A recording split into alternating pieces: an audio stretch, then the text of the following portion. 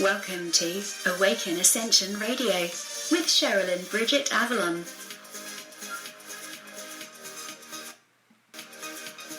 Hey, and our guest star today is Mark Bunnell. Hi Mark, how you doing? Doing good. Thank you for joining us today. No problem.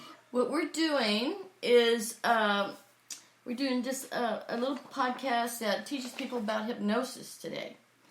And Mark is a master hypnotist and a psychology major. So what he does is he helps people get their mind straight, get their brain straight. Mark?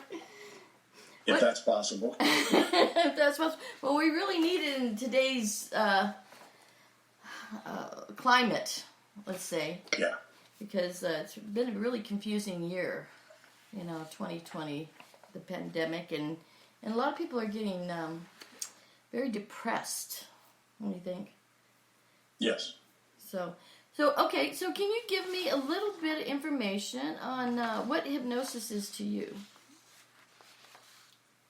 Well, like I said, first of all, I always like to start off with saying that, every theorist, whether it's psychology or hypnosis or whatever realm it is based on the theorist's lifestyle or experiences. So whatever I'm going to say today is based on my experiences, my knowledge, my studies. So, and I always tell people, if you don't believe what I'm saying, or if you have any questions what I'm saying, just ask me. Because it's based on, again, the things that I've read, the things that I've studied, so on and so forth. Right. And like I said, hypnosis, to me, is just a tool.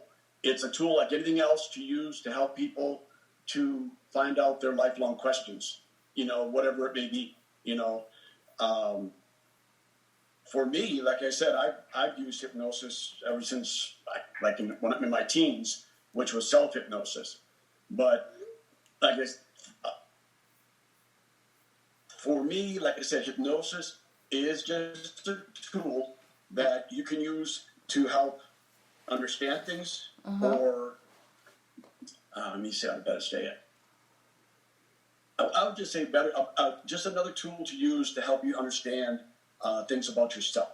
There's other techniques you can use also, but hypnosis, people think of hypnosis as a gimmick or as like a stage show. Yeah. Which it is used for that. Yeah. But it's also used for therapy. Like I said, when I went to the Gil Boyne Institute of hypnosis to be certified, they give you the basic hypnotist, and then you go to your master hypnotist, and then you go to hypnotherapist, which are 3 different levels. I see. And like I said, it can be used for whatever you want.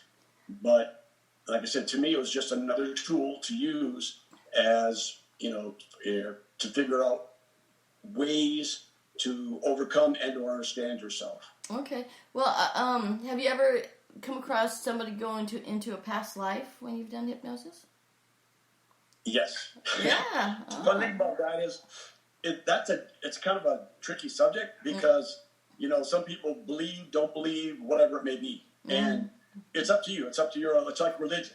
Some people, there's so many different religions out there. If there was one, then it would be easy, but there's multiple different types of religion. Right. And some people look at past life experiences as then it can't be religious in the same concept, whether it's really believe in reincarnation or whatever. So It's a very personal topic. I came across it sort of happenstance, when I was trying to help somebody figure out the ideology of the beginning, the origin of a certain fear or phobia. And what I usually did was I do an age regression, where you go from today and you go back to impacts of their life that may have been the originating cause of their fear or phobia. Can you say that one more time? We kind of cut out there. Again, still couldn't find the necessary reason. No, I was saying as I was going back and back and back, we go down to their infancy and you could still not find the cause. And right. And then through happenstance, we went to a past life to find out what the actual cause was. And that, again, whether you believe it or not, whether you're religious or not, it's part of the mind. It's part of how people think. So you got to be open-minded to different things. Right. It says, and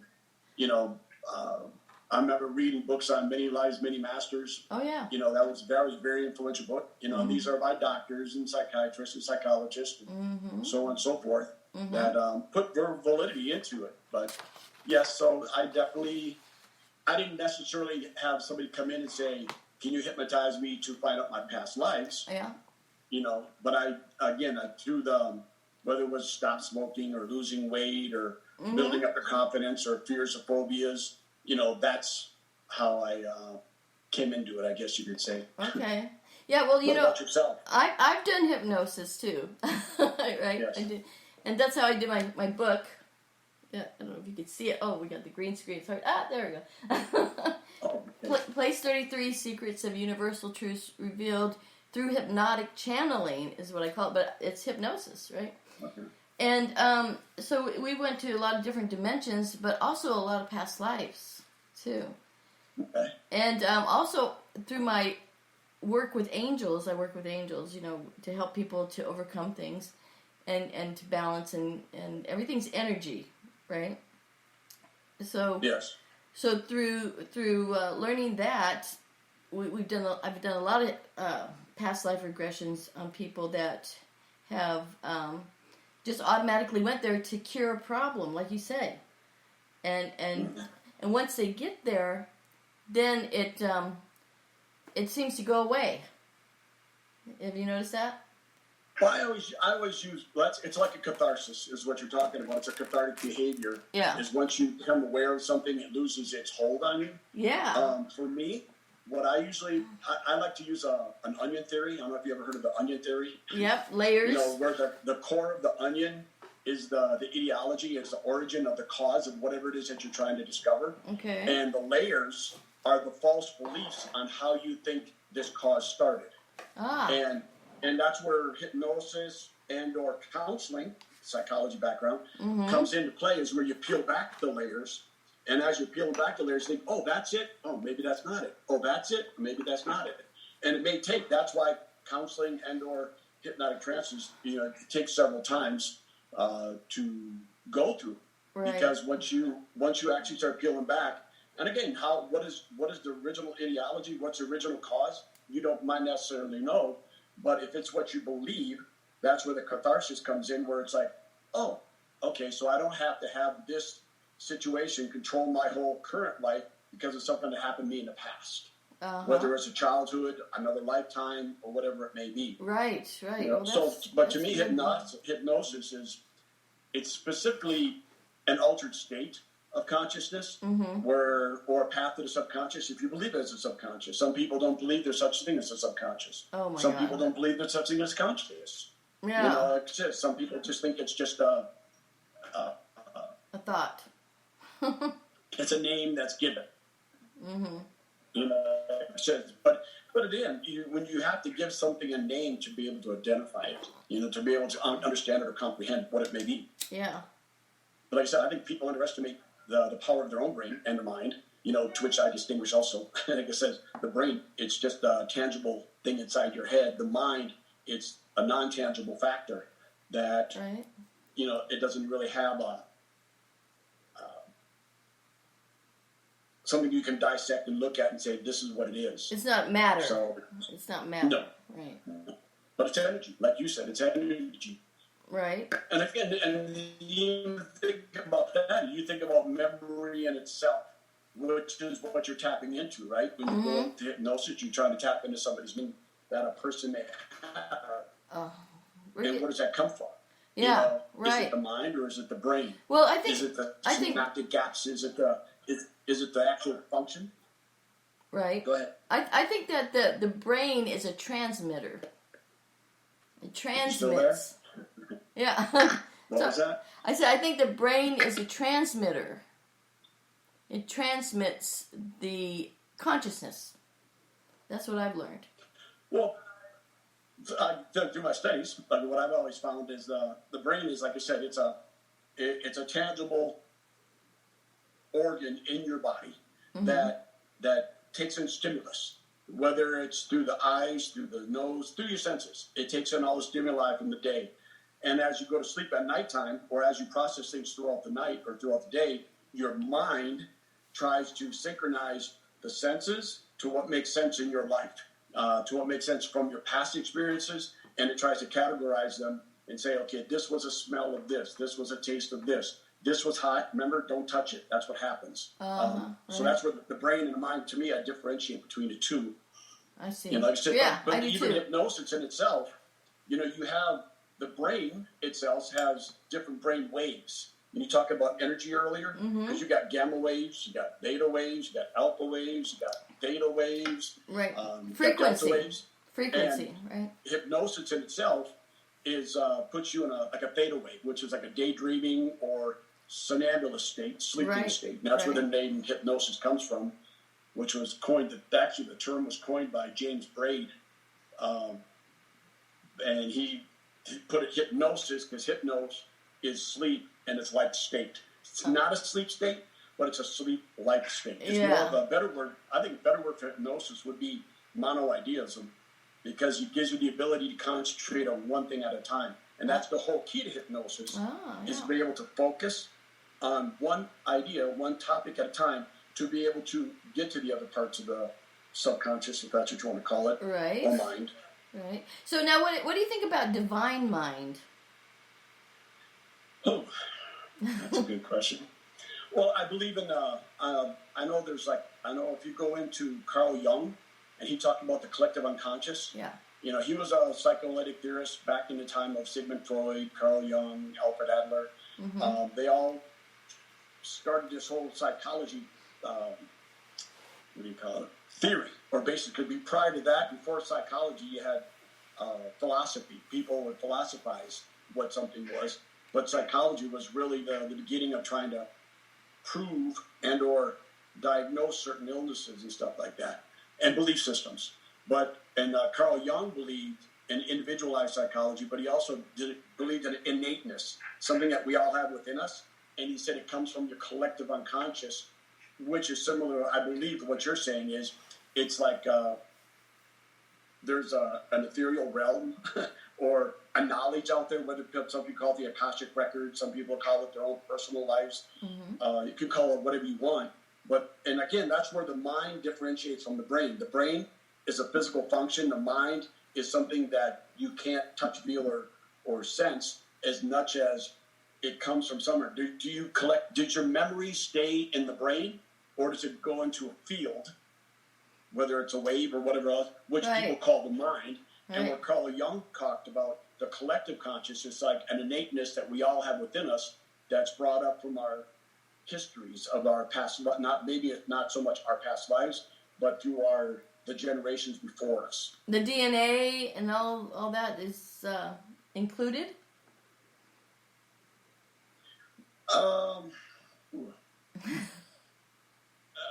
Again, you're talking more of a physical differentiation than is a mind type thing. Okay, but maybe through the DNA also it affects the, through our family hereditary, it could still connect to the mind too.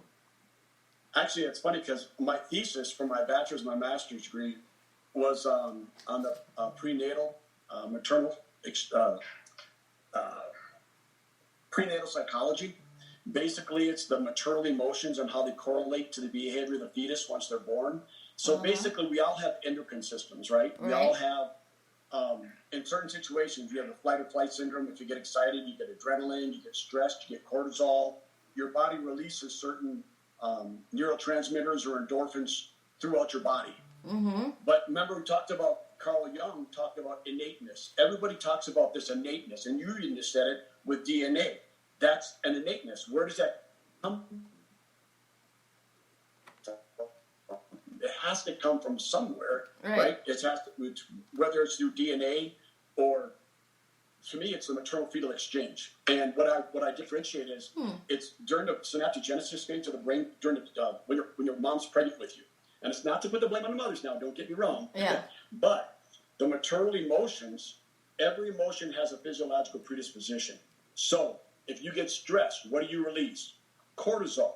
Yeah. Now, when the fetus is developing in your stomach at the time and you're stressed out because of whatever it may be, the world situations, right. financial, marital, whatever it may be. Mm-hmm. So you're releasing high levels of cortisol. Now, the fetus, during the synaptogenesis stage of the brain, is developing an endocrine system. And it has a certain threshold how much cortisol will release in a certain scenario. If you're constantly being bombarded by high levels of cortisol because the maternal mother's stressed, you're going to have a higher level of cortisol release when you're born. That's that's what I call your innateness. And it could go from taste. It could go from, you ever hear people talk about like Prince or Michael Jackson, or artists, whatever they always say, I don't know. I always just felt music was inside of me. Well, if you go back to the maternal mothers, maybe they were musicians,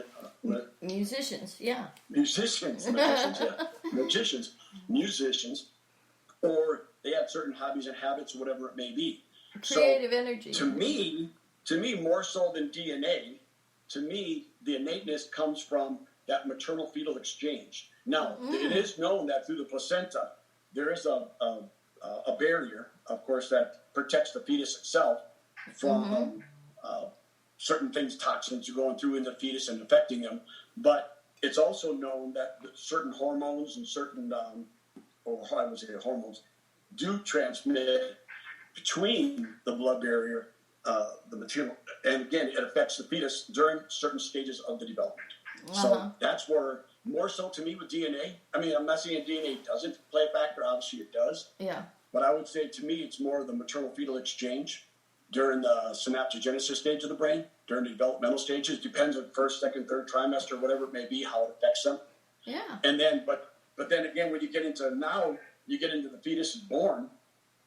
I mean, you even take your children themselves. If you look at, to me, if I look at each one of our sons, and I look at what my wife and I went through during the pregnancy, I can tell you certain features of their personality that can correlate to what happened. Oh, really? During the pregnancy. And again, and it's not to say, again, when I first wrote this out, my professor was a female, and she's like, "Oh, so you're blaming the mother on everything?" No. More than, most people don't realize what's going on, the maternal fetal exchange during the pregnancy. Right. They don't realize that financial problems, world situations, which would be interesting to see what happens now with the pandemic and how during the pregnancies, how people are fearing. Right. So. Right. But it's not to put the blame on anybody. No. It is as much as it is to try to figure out, quote unquote, what is an innateness? What is somebody's core of who they are, intrinsically feeling, how they feel inside, by what they think. I see. So, would you say, like, somebody, like, we have a lot of people who are stuck on drugs, and then they have babies. What would you think about that? Well, that's like alcohol fetal syndrome and stuff like that. That definitely does physiologically affect the fetus itself. Yeah. And so with drugs, people, but again, that's a bit, you have psychosomatic and somatopsychic disorders.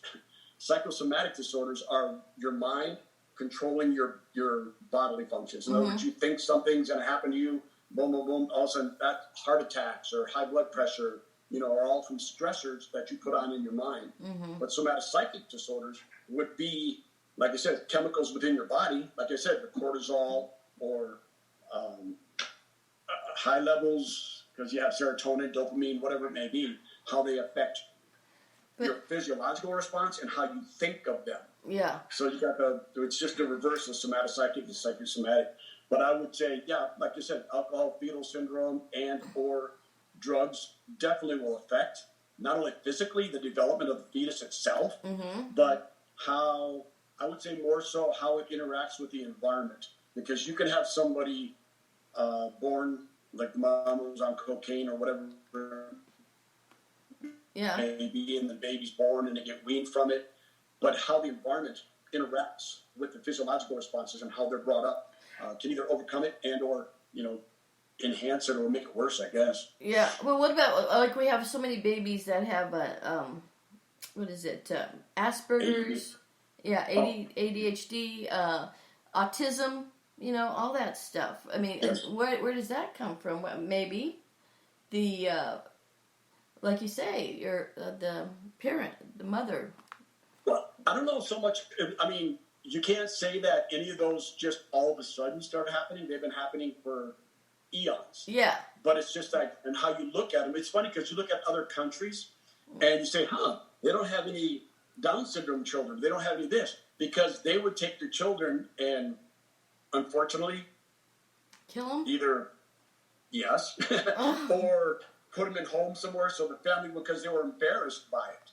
Which it shouldn't be, obviously. Right. But it's a different culture, different countries. So you think, wow, how come they don't have it? But here we accept it and we deal with it. And it's like, hey, this isn't a hindrance. This is a blessing to me. This is brought here to help me learn something maybe in this lifetime, Yes, and, right. There's so many different reasons. But I don't necessarily think that it's more or less something teratological that's in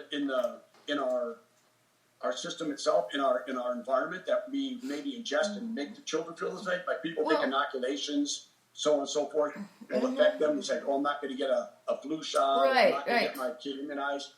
To me, you're playing with more physical danger than you are psychological danger there, because, I mean, the whole point of inoculations is to give your body, a chance to build up immunities. Right. So what do you think about... By the way, one thing I want to tell you. Okay. If I go off on a tangent that doesn't answer your question, just say one word and it'll put me back online. What's Squirrel. That? Squirrel. Okay. All right. Well, squirrel. Yeah. I just want to say, if anybody wants to call in, the number is 702-717-2137 if you have any questions for Mark. And, or you could text me a question and we can have him answer it. So I really like where we're going with this, though, because I'm learning a lot of new things that I never thought. Well, like I said, you started off with hypnosis, and I think hypnosis is great. I think it's a great tool. Mm-hmm. But the thing is, what are you doing with hypnosis different than what you're doing with psychology? Yeah. Nothing. You're not really doing nothing different except accessing what the person's accessibility is. Some people don't want to go to counseling because they figure, if I go to a psychologist or a psychiatrist, that I'm less of a person or I'm weak, I can't control my own system. Right. So let me go to something like hypnosis, because that's not a real doctor. That's not a real therapy, which it is. It is. But, and again, it depends on the hypnotherapist. Depends on the hypnotherapist or the hypnotic counselor you go to. Same thing as is, all have their own personal beliefs, which is unfortunate. Or fortunate, is you got to hope that they won't press their beliefs onto you. In other words, you go to a marital counselor, and when I used to do marital counseling, it was funny because I was sitting there when I was doing my internship with another counselor, the marital counselor, who'd been divorced 3 times, and I was like, wow. Apparently you don't take your own. Yeah. But again, everybody's practice different. What you preach, and it's always not them. It's always the other person. The other person, yeah. So, but I always found it interesting, like I said. But it's always. But then again, you go in the when they're starting to counseling people. This was a female who every time something would come up, she would tell the wife, it's not your problem, it's your husband's issue. It's your husband's issue. And vice if I had a male counselor, he would always tell the female or the male, hey, it's your wife, it's not you. So you got to be careful of the theorist or the counselor you're going to, that they don't put their own personality into, and it's got to come from you. You got to have ownership, whether it's hypnosis, counseling, your lifestyle. You got to take ownership for what you want to do, because it's your life. You got to take responsibility for your actions and responsibility for your thoughts. And a lot of people don't want to do that. But that's all about the awakening, also, which I'm all about, and you too. Sounds like. We're getting a little static here from this connection. But did you hear what I said? No. Okay. No. I heard you say, like me, and I was like, something good. I said, okay, I forgot what I said now. Okay. Anyway, right. No, yeah. I said we all have to take responsibility for our own actions, and and that's all about the awakening. And when you're awakening, you learn that everything you do does affect others, and you have to take responsibility for your actions, and you can, not always control what other people do. Well, you can't control at all. But people think. Actually, I was going to say it's not that you can't always control it. You can never control what other person. Yeah, do. you can't. You can only control how you respond to it. How you respond, exactly. Yeah. But people think they can control others, so that's what I'm saying. That's why I'm saying that. And well, it's like it's the difference between. To me, it's a difference between thinking with your heart and thinking with your mind. A lot of people assume they think with their mind, and you do. That means you're using rational thinking, which means you're taking into consideration what's around you. If you think from your heart, you're thinking from intuition. Mm-hmm. In other words, just as an example, when you meet somebody for the first time, within 15 seconds, you're going to know in your heart whether that person is good for you or bad for you. Oh, yeah. And then, but now, let's say, for instance, your mind, let's say your heart says, hey, you know what, this person may not be good for me, male, female, whatever relationship, whatever it may be. Mm-hmm. But then your mind thinks, oh, but I can get this from this person, or this person has this quality, or this person has that quality. So now your mind is trying to rationalize things for you and trying to tell you other things than what your heart says. And then let's say it's a relationship, and a year goes by. Year and a half goes by. All of a sudden you start seeing things with this person. It's like, wow, they're rude, they're mean, they're hostile, they're aggressive. Well, then your mind starts telling you, oh, maybe it's just a bad day. Or maybe because they were just drinking. Or maybe it's because, again, it's all rationalizing. Yes. But the heart still said, hey, I told you a year and a half ago that this wasn't the right person. But now your mind's telling you, yeah, but it's been a year and a half now. We got to make it try to work because I had this time invested in it. Again, that's the difference between thinking with your mind and thinking with your heart. Uh-huh. And I heard that the heart has a brain. Have you heard that? Well, it has, yes, it does. I don't know if you ever, what's his name again? Greg Braden?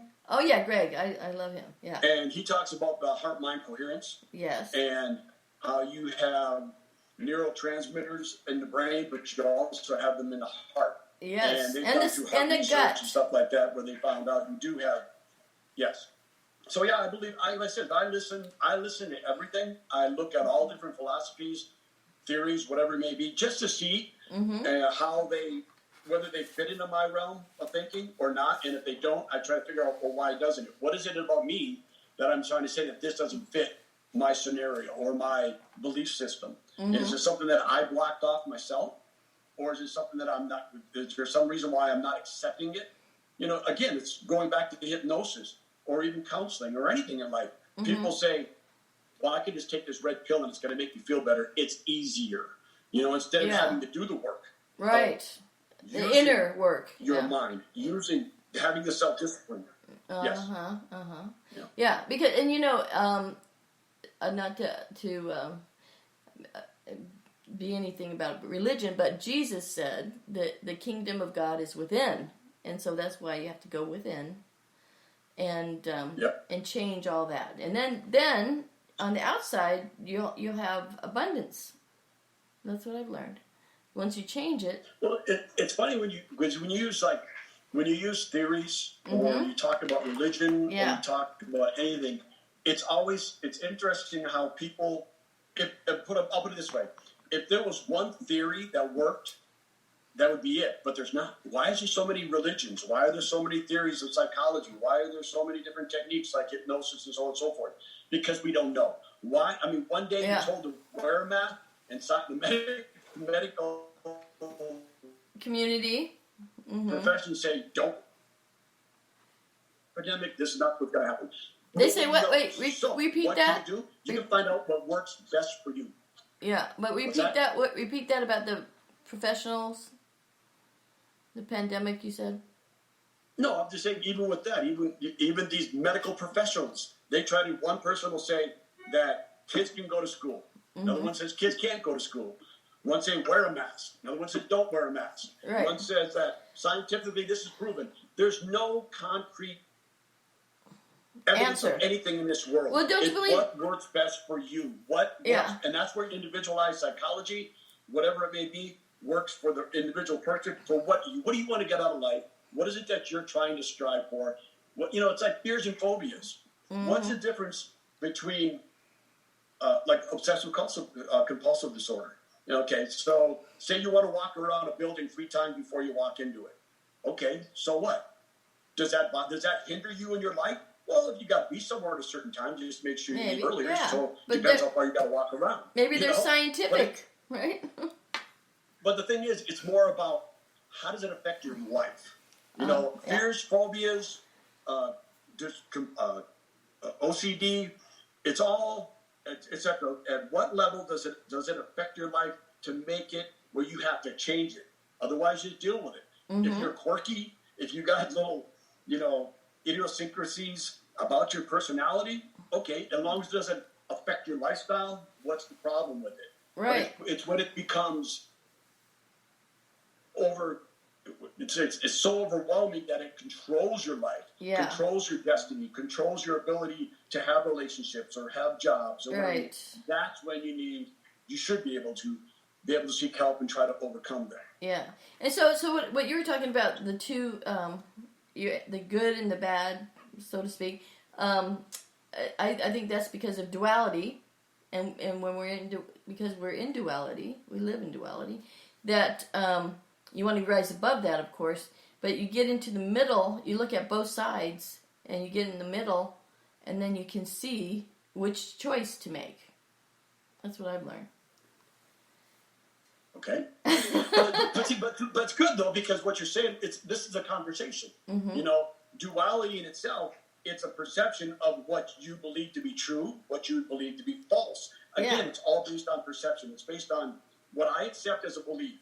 Right. And, of course, there's got to be dualism in anything. You can't have good without bad. You can't have hot without cold. Because otherwise, it would just be not something, Yeah. So you have to have duality. But we're in duality. To me, it's always been more interesting in how do you come to that belief? What in your life happened to you to make you believe that? And is it productive or counterproductive for your lifestyle? Again, it's a simple thing. But again, it's like anything else. Once you find something with there's parts of my personality that I was like, wow, what a jerk. Sometimes I listen to myself and you say things that are humorous. Well, I'm like, okay, well, it's humorous to me because I just made somebody else feel lesser, or I made a joke that was funny to me, but it was on their behalf. That's not cool. Then you start realizing, wow, what a jerk. It's like, but then again, you don't think of it at the time because it's funny. It's funny, When you look at things from different perspectives. Yes. And then what about acceptance? What do you think about that word? In what context? Well, if you can't change something, what do that one? Well, again, you can only change what you. I'll put it this way: a flight of a bullet. When you're in the middle of a war zone or something like that, and you're sitting there with your buddy, and your buddy gets shot, or even in the street, anywhere, and you get a car accident, and you're with 2 people, one gets killed, and you're still there, and you're like, then all of a sudden, it's like you can't control what happened, but you can only control how you look at things. In other words, an acceptance is I survived, they didn't. How can I make my life better because of this? Instead of saying, I should die too, or I should be depressed because they're not here no more, or I should be depressed because the bullet didn't hit me, it hit him or her. Yeah. It's all perception that you have. Not nobody else. Nobody else can control you. Right. Only that you have through your experiences. I mean, if you can be controlled, then when you're a POW and nothing changed, but they weren't, because you have that self-preservation. You have to survive as an organism, and it's how you look at the world and or you give up on the world, which would cease your level of existence, Mm-hmm, you know. But mm-hmm. and again, that's more of a existentialism than it is anything else. So. Right. So let's get off the track a little bit. How are you? Did I answer your question, by the way? Yeah, and then some.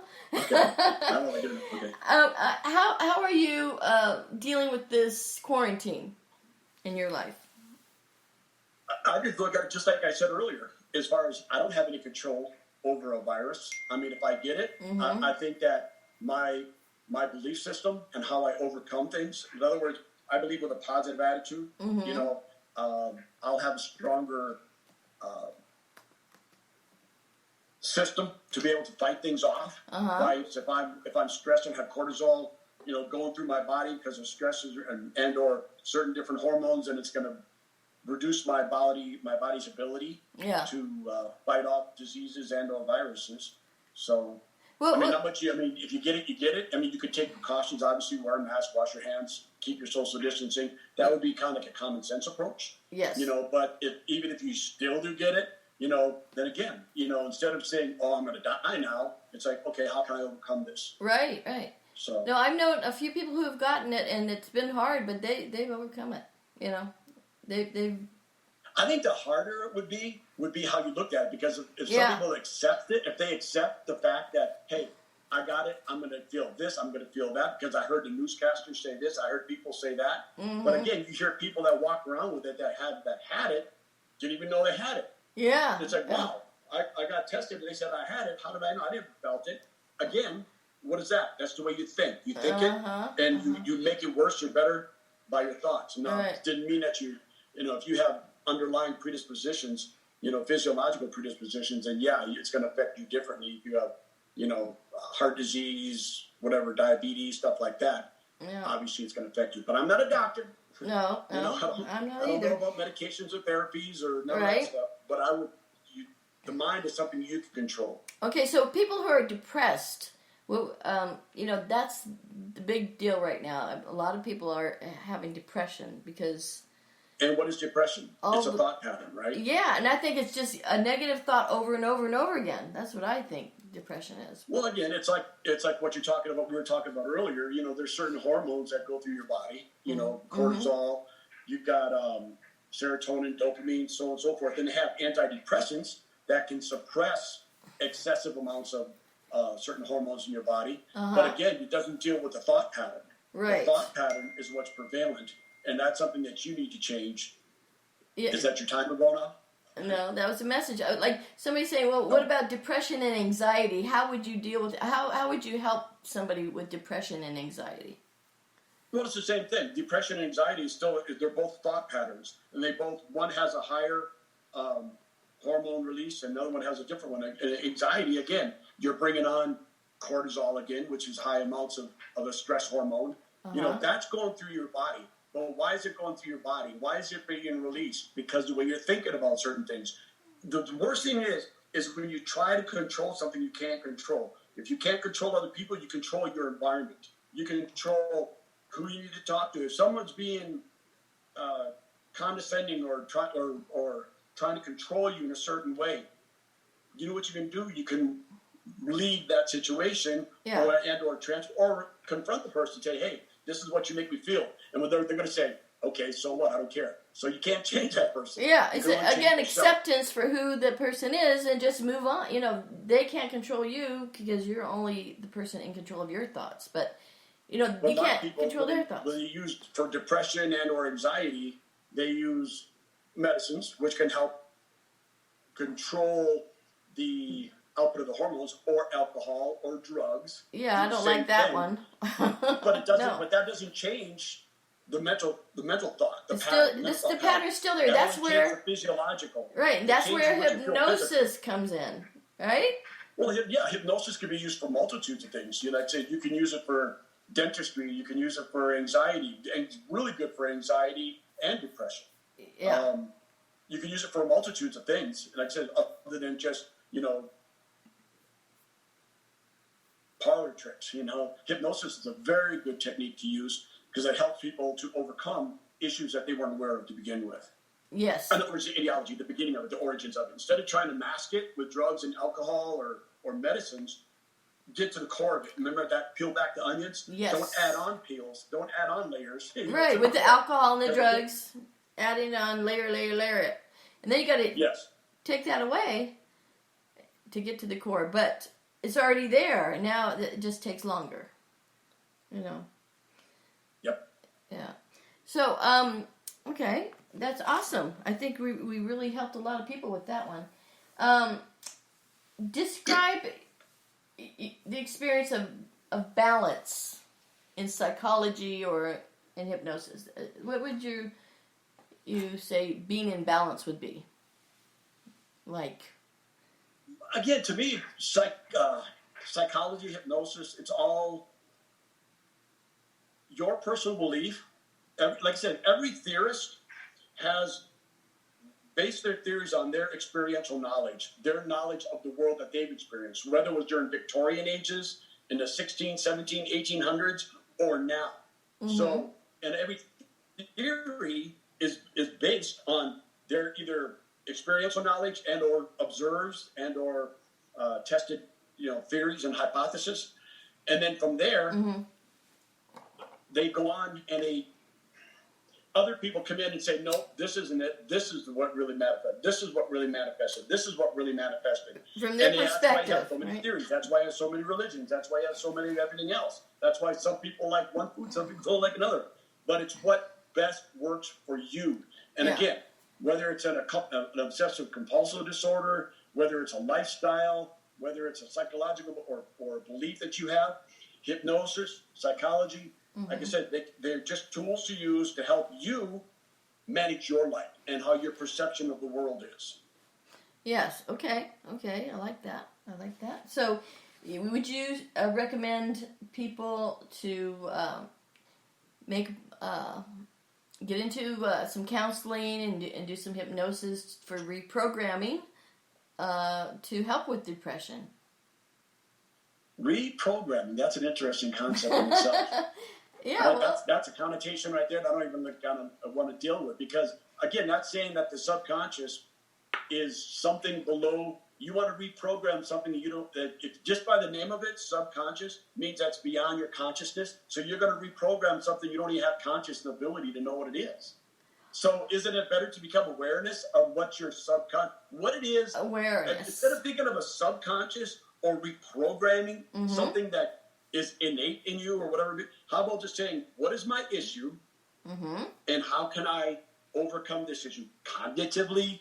And again, hypnosis is a tool to use that, because it lowers, to me, hypnosis is sort of like alcohol. What does alcohol do to you?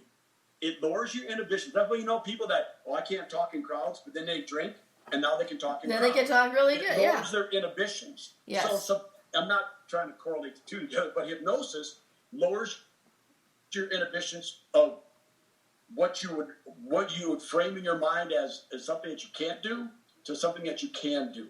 It gives you the ability to look at things differently. So I'm not saying that, trying to correlate hypnosis with alcohol, but again, to me, it's like a synaptic state. It makes you more suggestible. That's what the theta brain waves are. Right. That's what you're into when you're under hypnosis. You're in a more suggestible state, so that way things can come to you easier, and they can be planted there. That's reprogramming. That's what I'm talking about, reprogramming. You implant thoughts that... but to reprogram something, you have to understand what the program is to begin with. And if you don't get to the ideology of it... More positiveness, I think. Yeah. But then again, you can mask anything in life. You can... again... The whole concept of reprogram, again, it's just semantics. I understand that. Yeah. Because you got to call it something. Yeah. It's like saying a subconscious. I want to change my subconscious. Well, how can you change something you're not conscious of? And I learned to do self-hypnosis, where I would relax. I've been doing that since I was 15, 16 years old. Yeah, okay. Visualization is the strongest, I would say, is the strongest thing you could use in your lifetime. Absolutely. To change a behavior or to accentuate a behavior that you want, or to, sports people use this all the time. I used to use professional fighter. I used to visualize. Oh yeah, you were a professional fighter. What happens if this happened? What happens if that happened? Long time ago. I remember. I saw the video. What's funny was, Yeah. Well, you saw the video of me getting knocked out by the world champion. Yeah. But the funny thing about that was, I didn't use the visualization techniques for that fight. And that's the only fight I lost. Oh. Because we were in the process of moving. I was going back in the Marine Corps, and I was moving, and I fought him. I drove from St. Petersburg to Orlando that night, fought him that morning, re-enlisted that afternoon, and went back in the Marine Corps and drove to California the next day. Oh, wow. So I didn't have the time to do my mental workout, which he would have beat me anyway because he was just way better than I was. Was he? He was a heavier weight? But I think, like I said, self-hypnosis and visualization are beautiful techniques that you can use on your own, that you don't have to have somebody else to come in and try to put something in your head to reprogram you, because it's what you want, it's what you believe, and it's what you want to be. Yes. Squirrel. Okay, Squirrel. Oh, no. So I just would like to tell people about my book, Place 33: Secrets of Universal Truths with Hypnotic Channeling, that you can pick up on Amazon.com and BarnesandNoble.com. Also, Mark, I like to use oils. You know, it helps connect to the olfactory. You know, like when your grandma made a pie. I don't know if your grandma did that. Probably because you're from Wisconsin. She probably did. Yes. And you come up and you smell the pie. It reminds you of grandma, right? So when people are like stressed and stuff, and maybe for depression, you use. I make these little whatchamacallit, vials that I add oil to. Okay? I don't know if you could see that. I could see that. As far as I mean, now that you say that, I mean, I can see the correlation between the two. I can see how that can trigger emotional memory response, because that's how dreams are. Do you ever notice that when you're dreaming at nighttime, your mind tries to make sense of stuff? Yeah. Let's say, for instance, hypothetically, today you walk by somewhere and you smell an apple pie. Mm-hmm. You didn't think of it, wasn't a cognitive, recognition of anything in your past. Then you go to sleep at night, and your mind, not the brain, tries to make sense of that sensory input that the brain took, which was that apple smell. And it tries, when's the last time you smelled that? And all of a sudden, grandma jumps into your dream. It's like, whoa, where did grandma come from? But you never made, because you didn't have any rational cognitive ability to think about that during the daytime, but your mind was trying to categorize that smell. And maybe that's where your senses come in, because it can make you a calming effect if it was a good memory. Yeah. Hopefully it's a good memory. Yes, but also I like to use it for people when they get stuck in their negative thinking. You just take a whiff of it, and it puts you back into a positive, like rose oil and frankincense. Yeah, those two. Well, again, I would assume that based on your association to that smell with something positive would be the triggering effect. Well, not the necessarily roses, the smell of it, but how you interpret it. Yeah, but no, the roses too. Even if you haven't ever had the smell, the roses is like, is a high frequency oil, and it will affect your olfactory and calm you down. That's why people like to smell the roses. Stop and smell the roses and flowers. Well, yeah, they have things like that. I've read many years ago about aromatherapy, touch therapy, different types of therapies. Visual.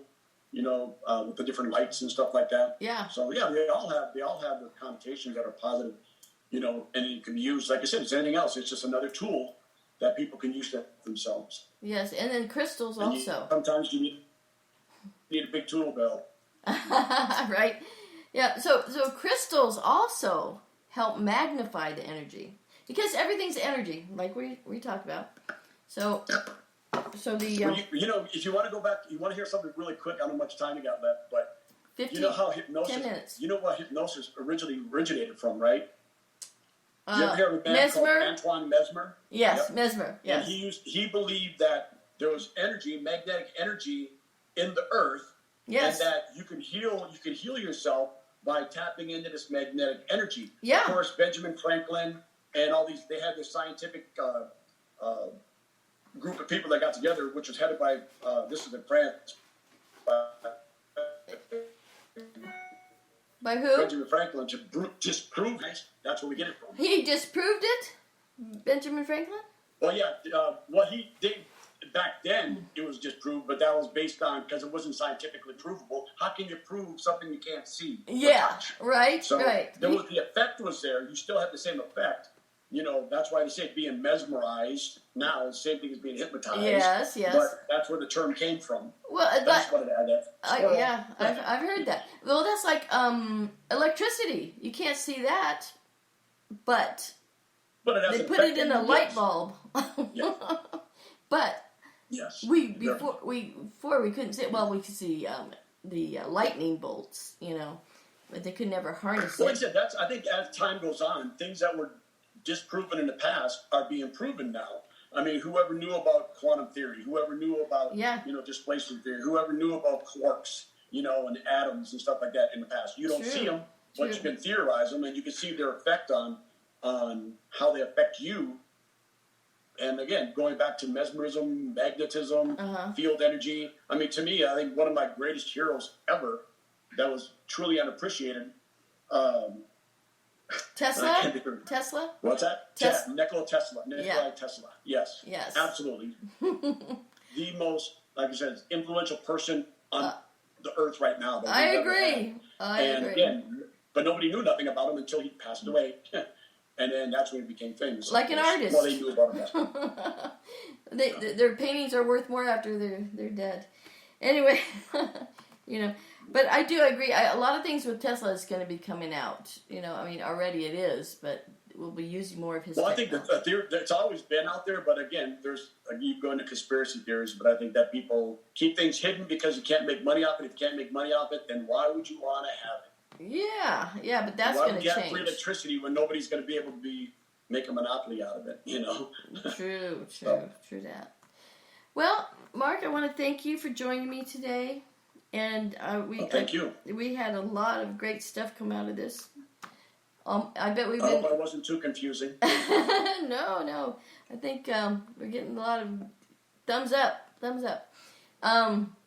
We will have questions and answers next week, also, and we have a special guest coming. I'm not going to say who it is yet because they haven't confirmed.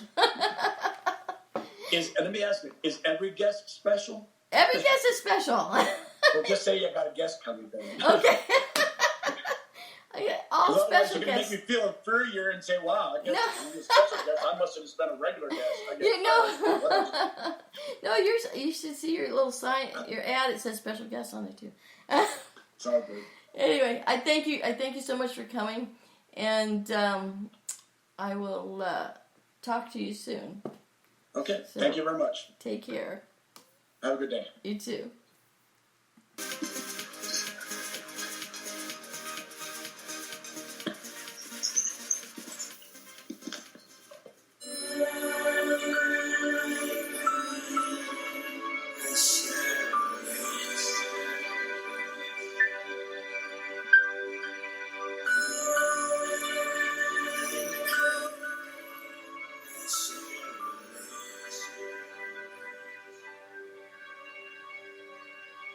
Not just limited to your body or your material world, your divine mind, divine energy, and consciousness.